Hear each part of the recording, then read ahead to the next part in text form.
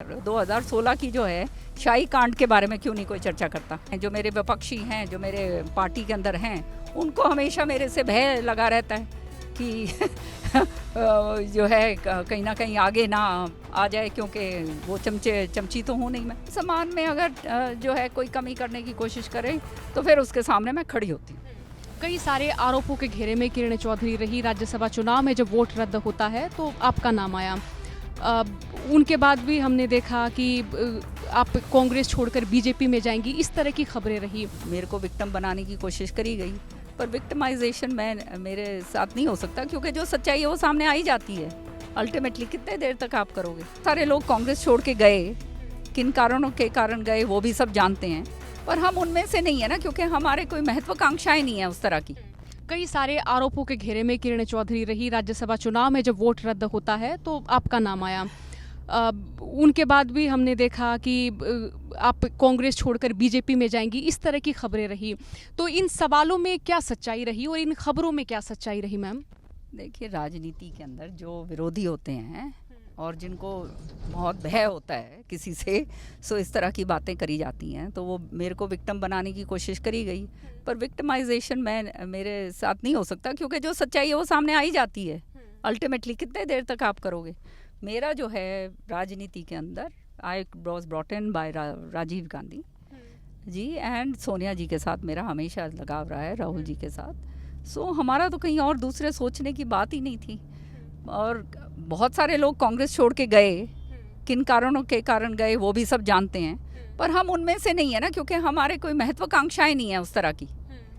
आप समझ रहे हैं। तो वो जो हैं, अब जो मे बी आज के दिन जो हैं, जो मेरे विपक्षी हैं, जो मेरे पार्टी के अंदर हैं, उनको हमेशा मेरे से भय लगा रहता है कि जो है कहीं ना कहीं आगे ना आ जाए, क्योंकि वो चमची तो हूँ नहीं मैं।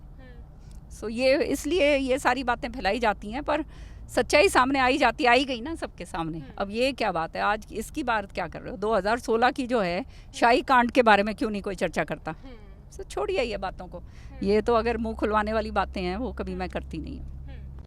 एक प्रश्न ये भी था कि जब दीपेंद्र हुड्डा जब राज्यसभा चुनाव में थे तो तब इस तरह की कोई ऐसी चीज़ें नहीं होती कि प्रश्न के घेरे में वो चुनाव नहीं होते, बिल्कुल सरल सहज तरीके से चुनाव हो जाते हैं।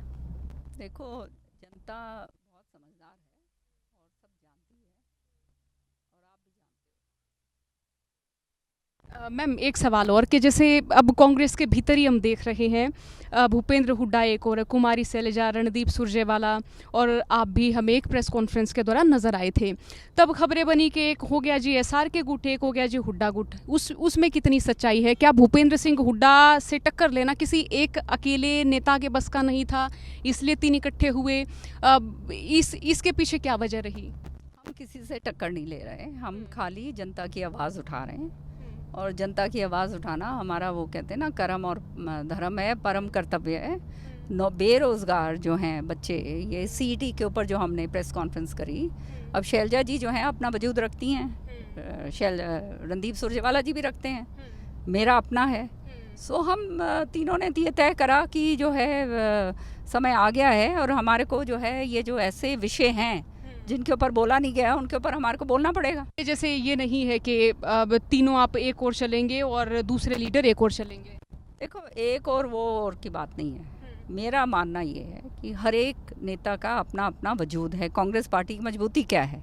कांग्रेस पार्टी की मजबूती ये है कि नेता जो हैं अपने अपने एरियाज़ के अंदर या एरियाज़ के बाहर भी जितना भी है, वो अपना वजूद रखते हैं, और वो अपना जो है अगर काम कर रहे हैं और तो अच्छी बात है, उनको काम करने देना चाहिए। पर अगर टांग खिंचाई करने की कोशिश करता है तो नुकसान उसी को होता है इन द लॉन्ग रन। लोग भी तो समझते हैं ना इस बात को।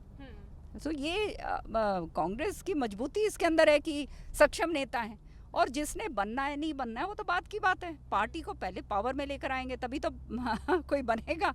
पावर पहले से ही कहते हैं आप निर्धारित कर दो, मैं और मेरे, फिर तो काम नहीं चलता ना।